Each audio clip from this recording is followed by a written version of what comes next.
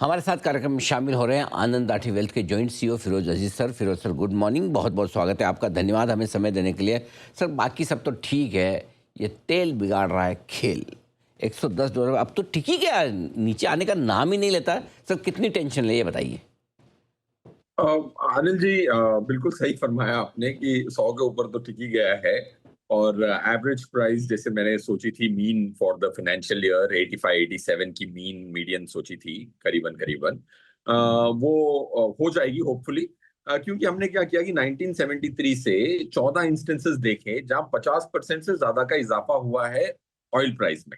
Okay, बहुत सारे उदाहरण हैं। जैसे अरब ने ऑयल एम्बार्गो डाला था 1973 में, मतलब 1973 में। फिर ईरान की रेवोल्यूशन हुई थी जहां सप्लाई डिसरप्ट हुआ था 78 में। ऐसे ही जहां भी 50% से ज्यादा ऑयल बढ़ा, वो सब इंस्टेंस हमने लिख ली। तो 14 इंस्टेंस आई लास्ट 55 सालों की।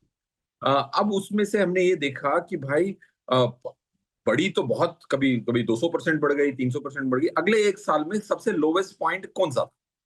तो ऑलमोस्ट 28 से 30-40% बड़े हुए स्तरों से नीचे आई। ओके, बड़े बेस पे नीचे आना अच्छी बात होती है। 28% दो ही बार वापस नीचे एक साल में नहीं आई। वो कौन से इंस्टेंस थे? कोविड के बाद जो डिमांड रिकवरी हुई, जहां से $29 चला गया था ऑयल। ओके, फ्यूचर्स में तो नेगेटिव में चला गया था ऑयल। कोविड के टाइम पे कोई डिलीवरी लेने के लिए तैयार नहीं था फ्यूचर्स की। नेगेटिव में ऑयल चला गया था, which was a very shock. So मेरा ये मानना है कि डेटा कहता है कि 14 में से 12 इंस्टेंसेस में एक साल के भीतर 28-30% वापस नीचे आ जाती है। और दोनों जो स्थितियां थी जहां वो वापस नीचे नहीं आया था, वो इकोनॉमिक बूम की स्थितियां थी। कोविड के बाद की रिकवरी थी। और जीएफसी, ग्लोबल फाइनेंशियल क्राइसिस के बाद जो ऑयल 65 चला गया था, वापस उसने वापस जब बढ़ा, वापस नहीं गिरा है। सो आई थिंक मेरा मानना है कि साल भर में, जैसे उम्मीद कम है कि नीचे आ जाएगा, because we are seeing it every day, साल भर में आना चाहिए। Lowest point should at least be 20-25% lower than where we are today. बढ़िया, आपके मुंह में घी शक्कर सर। 25% कच्चे तेल के दाम घट जाए तो बहुत बड़ी रिलीफ मिले।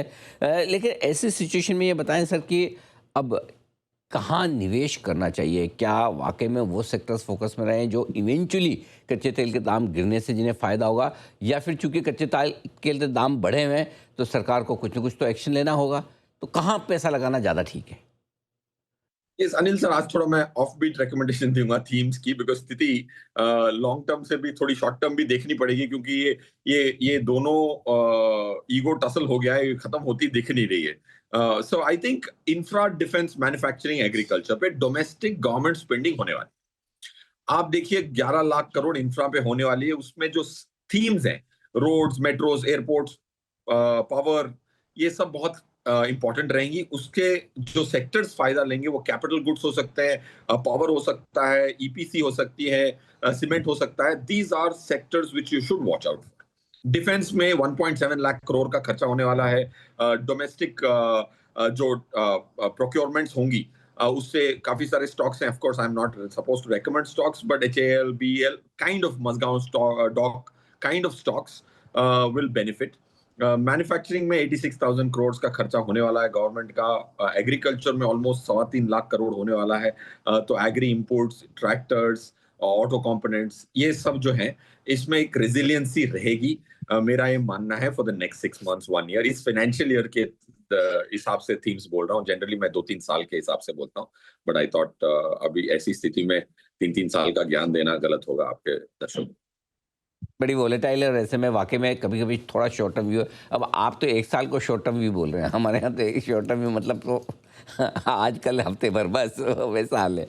बट फिर भी जो लॉन्ग टर्म इन्वेस्टर्स हैं, म्यूचुअल फंड में पैसा लगाते हैं, वेल्थ क्रिएशन की तरफ सोचते हैं, उनके लिए 1 साल भी छोटा माना जाता है। ये कुछ बेहतरीन थीम्स है जो फिरोज सर ने बताई।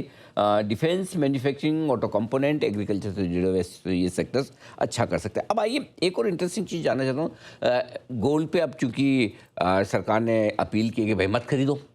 अब आप तो एसेट एलोकेशन के हिसाब से हमेशा कहते भी हैं कि थोड़ा पैसा गोल्ड में होना चाहिए, थोड़ा होना चाहिए। तो अब इस सिचुएशन में जहाँ एक और भाई कंट्री का इंटरेस्ट भी देखना है, तो गोल्ड में नया एलोकेशन नहीं करना, तो क्या कोई और तरीका है कि गोल्ड के बजाय पैसा कहीं और बना लें ऐसा? अनिल जी, गोल्ड के अलावा हर जगह पैसा बनता है लंबी अवधि में। अब अब अगर एजुकेटेड लोग जो मैथ को समझ पाए, ये आंकड़े समझेंगे, तो बहुत अच्छा होगा, मेरा ये मानना है। हम्म। देश के काम आ सकें, देखो मैं जाके वॉर तो लड़ नहीं रहा हूँ, मुझे टैक्स ईमानदारी से देना है, और जहां जहां देश को मुझसे मुझसे कुछ मदद चाहिए या मुझे मुझे मेरा फर्ज निभाना है, साफ सफाई रखनी है, अभियान चलाने हैं, तो वहां मुझे काम आना है। That's the thing which I keep waiting for. Absolute. तो अब आपने पूछा कि गोल्ड में इसके अलावा कहीं और पैसे बनते हैं कि नहीं बनते। हम्म। आप देख लीजिए गोल्ड इतना बढ़ गया है। 10 साल पहले अगर आपने गोल्ड ना खरीदा होता, और कोई भी एचडीएफसी फ्लेक्सी कैप बड़ा मशहूर फंड है 30-40 सालों में, तो आपके 10 लाख रुपए गोल्ड के आज 31 लाख रुपए हुए हैं गोल्ड में, ओके। इतनी रैली के बाद। और एचडीएफसी फ्लेक्सी कैप में 58 लाख हुए हैं, राइट। निप्पॉन स्मॉल कैप में 10 लाख हुए हैं, ऑफ कोर्स गोल्ड में तो वही 31 लाख हुए हैं। निप्पॉन स्मॉल कैप में 82-83 लाख। ओ। अब आप अगर 6 महीने में देखेंगे तो नहीं हो सकता। तो अब मैं ये कह रहा हूं कि हमारे क्लाइंट जो है 13,800 क्लाइंट है। मैंने हमारी कंपनी में 401 रिलेशनशिप मैनेजर है, अगर आपके दर्शक ध्यान से सुने। हम्म। हमने ये मुहिम ठानी है कि मैं मोदी जी के या देश का 1% प्रॉब्लम तो सॉल्व करना ही चाहता हूं। हाँ। तो हम अगले 1 महीने में हर क्लाइंट से एक विनती करने वाले हैं, 100 ग्राम गोल्ड बार या जो बेचना है बेच। अच्छा, बेचिए। देश के काम। जी सर। बेचिए, बेचने की राय देंगे, खरीदना तो है ही नहीं, जो है उसको भी बेचिए थोड़ा। बिल्कुल बेचें, क्योंकि इंडिया में 4 करोड़ करोड़, मतलब इंसान को समझने में 10 मिनट लगते हैं। करेक्ट। 4 करोड़ करोड़, हम्म। 4 करोड़ करोड़ का गोल्ड है। हम्म। और हमारी मुसीबत सिर्फ 1% की है। मोदी जी सिर्फ 1% के लिए परेशान है। करेक्ट। उनकी जो लास्ट ईयर $75 बिलियन की हमने गोल्ड इंपोर्ट कर ली। ये। हम्म। इतनी दुख की बात है। $35 बिलियन था, फिर 45 हुआ, फिर 55 हुआ, फिर 75 हुआ। अब समझो मोदी जी की सुन के थोड़े अच्छे लोग हैं, देशभक्त हैं, वो नहीं खरीदेंगे। हम्म। तो चलो 75, इस साल 75 नहीं होगा, 50, 35, 40 नॉर्मल टाइम जितना होगा, हम्म। उसमें 1% मुझे सॉल्व करना। अगर इंडिया के हर भारतीय नागरिक ने 1% गोल्ड बेच दिया देश के नाम पे, तो गोल्ड इंपोर्ट जीरो हो जाएगी इस साल, क्या बात। राइट। तो अब ये मेरा मानना है कि मैं मेरे 13,1800 परिवार 800 परिवार से अगर मैं 100-100 ग्राम गोल्ड बिकवा दूं, हम्म। तो मोदी जी का 1% प्रॉब्लम मैं सॉल्व कर सकता हूं। 400 लोग, 140 करोड़ देश में, क्या बात। राइट। तो ये मैंने तो अभियान, कल मैंने एक मेरे रिलेशनशिप मैनेजर ने बात की, अपनी माँ से बात की, 200 ग्राम आ गए। मैंने अपनी माँ से बात की, 150 ग्राम। माँ ने कहा कि हाँ, देश के लिए 150 ग्राम बेचना है तो छोड़ दे, क्या भाव जाएगा, फर्क नहीं पड़ता। क्या बात। 150 ग्राम बिकवा दिया। मैंने एक क्लाइंट से 75 करोड़ की ईटीएफ बिकवा दी। वाओ। मैंने कहा भाई, अब पैसे भी आपके बनेंगे। आप देख लीजिए 1980 से डेटा दिखा है, जीटीपी चैट जीपीटी पे देख लीजिए, 10 साल की रोलिंग रिटर्न एवरेज आई है 4.1 इन डॉलर टर्म्स। रुपये का डेप्रिसिएशन जोड़ लीजिए, 8.4% is a 10 year rolling return of gold. एक बार बहुत अच्छी रिटर्न आई है, 20% की रिटर्न आई, बट 20 से ज्यादा नहीं आई है। तो अगर मेरा भी पैसा बन सकता है, देश की भी भलाई हो सकती है, 4 करोड़ करोड़ में से मैं 1% बेच दूं, तो पूरे देश की गोल्ड इंपोर्ट जीरो हो सकती है। हम्म।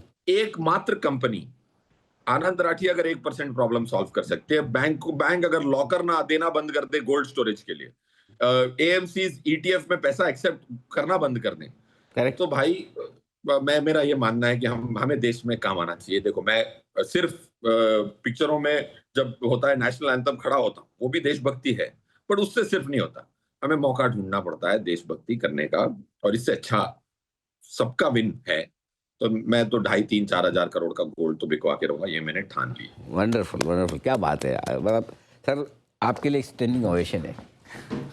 क्या बात। सर अनिल सर गजब, शर्मिंदा कर रहे गजब। हैं। नहीं नहीं, आप अरे स्टैंडिंग ये ओवेशन ये दें। सर, ये सोचना, ये करना छोटी बात नहीं है, बहुत बड़ी बात है। क्योंकि हर आदमी सोचता है कि, और सबसे पहले तो ज़्यादातर लोगों के मन में नेगेटिव चीज़ आती है, क्यों गोल्ड बिकवाने की बात करें, क्यों गोल्ड नहीं खरीदने की बात करें। सब अपनी जगह है, अपने अपने विचारों का मतभेद किसी के भी साथ हो सकता है, लेकिन इन सबसे भी हटकर देश आपके लिए बहुत इंपॉर्टेंट है। और आप जो एक चीज़ बता रहे हैं कि भाई अगर 1% प्रॉब्लम हम सोल्व कर दें तो बहुत बड़ी चीज़ है। वंडरफुल सर, मज़ा आ गया। एक्चुअली इसके बाद मेरा और कोई सवाल पूछने का मन भी, कई बात होता है ना जब लास्ट में आपने गुलाब जामुन खा लिया हो तो वही टेस्ट बरकरार रहे लेकिन फिर भी आखिर में आपसे एक सवाल ये ज़रूर पूछूंगा, इस तरह के माहौल में निवेश कहाँ और किस तरह से करना चाहिए? किस तरह की स्कीम्स फिर इन्वेस्टर्स पसंद कर सकते हैं इक्विटी में निवेश के लिहाज से? यस अनिल सर, अभी भी मैं कहूंगा small cap stocks, small cap fund खरीदना चाहिए आप।